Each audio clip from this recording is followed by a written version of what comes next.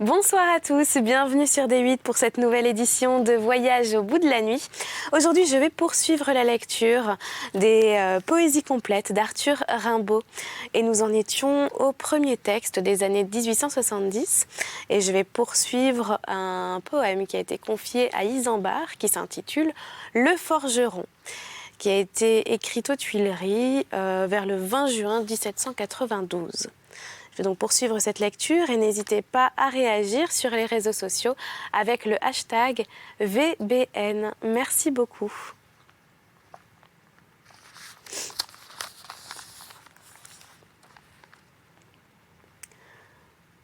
Nous sommes contents. Nous aurons bien du mal. Tout ce qu'on ne sait pas, c'est peut-être terrible. Nous prendrons nos marteaux. Nous passerons au crible tout ce que nous savons, puis, frères, en avant. Nous faisons quelquefois ce grand rêve émouvant de vivre simplement, ardemment, sans rien dire de mauvais, travaillant sous l'auguste sourire d'une femme qu'on aime avec un noble amour. Et l'on travaillerait fièrement tous les jours, écoutant le devoir comme un clairon qui sonne, et l'on se trouverait fort heureux. Et personne, oh personne, surtout ne vous ferait plier. On aurait un fusil au-dessus du foyer. Oh mais l'air est tout plein d'une odeur de bataille. Que disais-je donc? Je suis de la canaille. Ophélie. Sur l'onde calme et noire où dorment les étoiles, la blanche Ophélia flotte comme un grand lys. Flotte très lentement, couchée en ses longs voiles. On entend dans les bois de lointain à la lys. Voici plus de 1000 ans que la triste Ophélie passe, fantôme blanc sur le long fleuve noir. Voici plus de 1000 ans que sa douce folie murmure sa romance à la brise du soir. Le vent baise ses seins et déploie en corolle ses grands voiles bercés mollement par les eaux. Les saules frissonnants pleurent sur son épaule. Sur son grand front rêveur s'inclinent les roseaux. Les nénuphars froissés soupirent autour d'elle. Elle éveille parfois, dans un aune qui dort, quelques nids, d'où s'échappe un léger frisson d'ailes. Un chant mystérieux tombe des astres d'or. Ô Palophélia, belle comme la neige, oui, tu mourus, enfant, par un fleuve emporté. C'est que les vents tombants des grands monts de Norvège t'avaient parlé tout haut de l'âpre liberté. C'est qu'un souffle inconnu, tordant ta chevelure, à ton esprit rêveur portait d'étranges bruits, que ton cœur entendait la voix de la nature, dans les plaintes de l'arbre et les soupirs des nuits. C'est que la voix des mers, comme un immense râle, brisait ton sein d'enfant trop humain et trop doux. C'est qu'un matin d'avril, un beau cavalier pâle, un pauvre fou, s'assit, muet, à tes genoux. Ciel, amour, liberté, quel rêve, ô pauvre folle, tu te fondais à lui comme une neige au feu. Tes grandes visions étranglaient ta parole. Un infini terrible égara ton œil bleu. Et le poète dit qu'au rayon des étoiles, tu viens chercher la nuit les fleurs que tu cueillis, et qu'il a vu sur l'eau, couchée en ses longs voiles, la blanche Ophélia flottait comme un grand lys.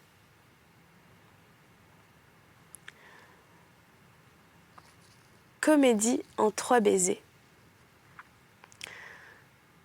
Elle était fort déshabillée, et de grands arbres indiscrets aux vitres penchaient leurs feuillets, malinement, tout près, tout près. Assise sur ma grande chaise, mi-nue, elle joignait les mains. Sur le plancher frissonnaient d'aise ses petits pieds si fins, si fins. Je regardais couleur de cire un petit rayon buissonnier, papillonné comme un sourire, sur son beau sein, mouche au rosier. Je baisais ses fines chevilles.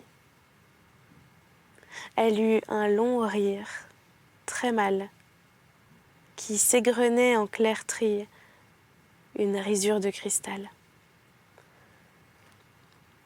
Les petits pieds sous la chemise se sauvèrent. Veux-tu finir? La première audace permise. Le rire feignait de punir. Pauvre et palpitant sous ma lèvre, je baisais doucement ses yeux. Elle jeta sa tête mièvre en arrière. Oh, c'est encore mieux. Monsieur, j'ai 2 mots à te dire. Je lui jetai le reste au sein dans un baiser, qui la fit rire, d'un bon rire qui voulait bien. Elle était fort déshabillée, ce soir.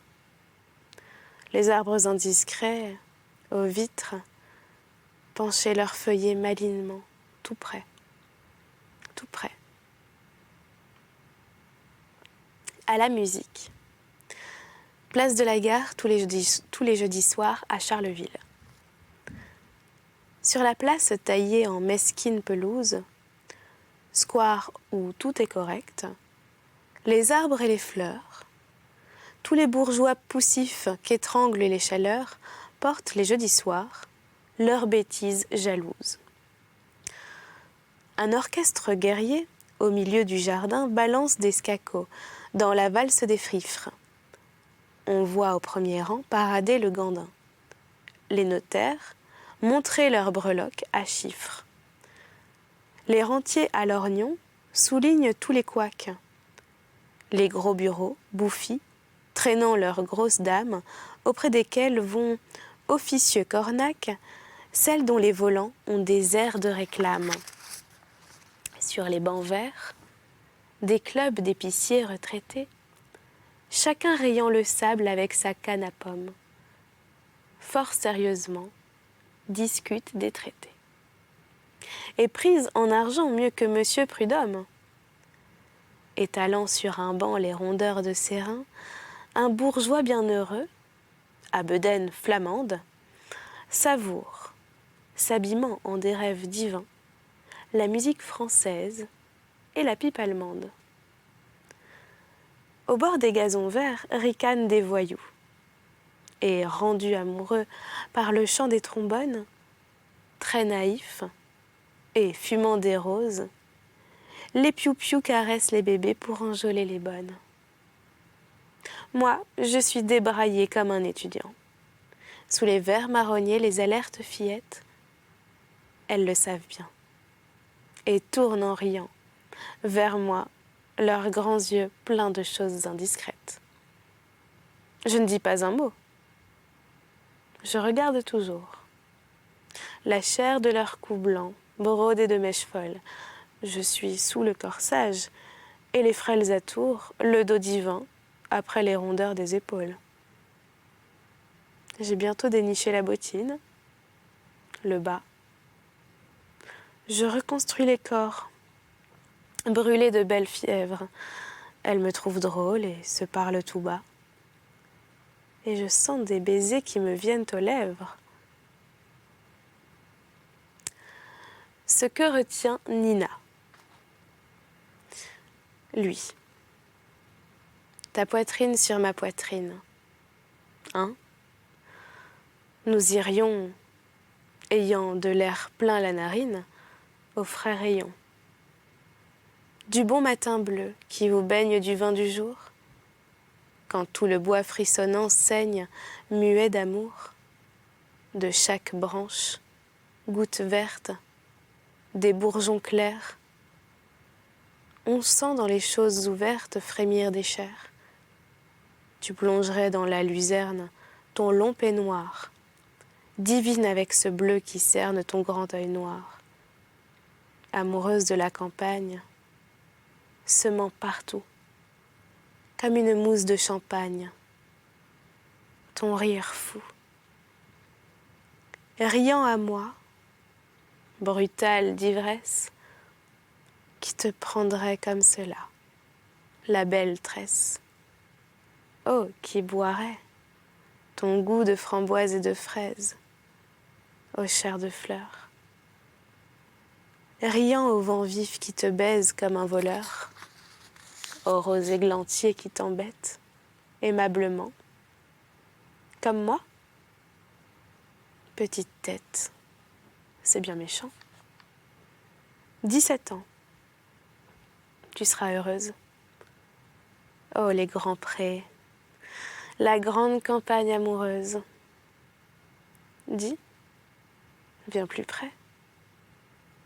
Ta poitrine sur ma poitrine, mêlant nos voix, lent. Nous gagnerions la ravine, puis les grands bois. Puis comme une petite morte, le cœur pâmé, tu me dirais que je te porte, l'œil mi-fermé. Je te porterais palpitante dans le sentier. L'oiseau filerait son andante. Joli portier. Je te parlerai dans ta bouche. J'irai, pressant ton corps. Comme une enfant qu'on couche, ivre du sang qui coule bleu sous ta peau blanche, au ton rosé. Te parlant en bas la langue franche. Tiens, que tu sais. Nos grands bois sentiraient la sève, et le soleil sablerait d'or fin leurs grands rêves sombres et vermeils. Le soir, nous reprendrons la route blanche qui court, flânant, comme un troupeau qui broute, tout alentour. Nous regagnerions le village au demi-noir, et ça sentirait le laitage dans l'air du soir. Ça sentirait l'étable pleine de fumier chaud, pleine d'un rythme lent d'haleine et de grands dos blanchissant sous quelques lumières. Et tout là-bas, une vache fianterait, fière, à chaque pas. Les lunettes de la grand-mère et son nez long dans son missel, le pot de bière cerclé de plomb, moussant entre 3 larges pipes qui crânement fument, 10, 15 immenses lippes qui, tout fumant, happent le jambon aux fourchettes, tant et plus, le feu qui claire, les couchettes et les bahuts, les fesses luisantes et grasses du gros enfant qui fourre à genoux dans des tasses son museau blanc, frôlé par un mufle qui gronde d'un ton gentil et pourlèche la face ronde du fort petit. Noir, rogue au bord de sa chaise, affreux profil, une vieille devant la braise qui fait du fil. Que de choses nous verrions, chère, dans ces taudis, quand la flamme illumine clair les carreaux gris. Et puis fraîche, et toute nichée dans les lilas, la maison, la vitre cachée qui rit là-bas. Tu viendras, tu viendras. Je t'aime, ce sera beau. Tu viendras, n'est-ce pas? Et même, elle, mais le bureau. Vénus Anadyomène. Comme d'un cercueil vert en fer blanc, une tête de femme, à cheveux bruns fortement pommadés, d'une vieille baignoire émerge, lente et bête, montrant des déficits assez mal ravaudés. Puis le col gras et gris, les larges omoplates qui saillent, le dos court qui rentre et qui ressort. La graisse sous la peau paraît en feuilles plates, et les rondeurs des reins semblent prendre l'essor. L'échine est un peu rouge, et le tout sent un goût horrible étrangement. On remarque surtout des singularités qu'il faut voir à la loupe. Les reins portent 2 mots gravés. Clara Vénus. Et tout ce corps remue et tend sa large croupe, belle hideusement d'un ulcère à l'anus. 27 juillet 1870.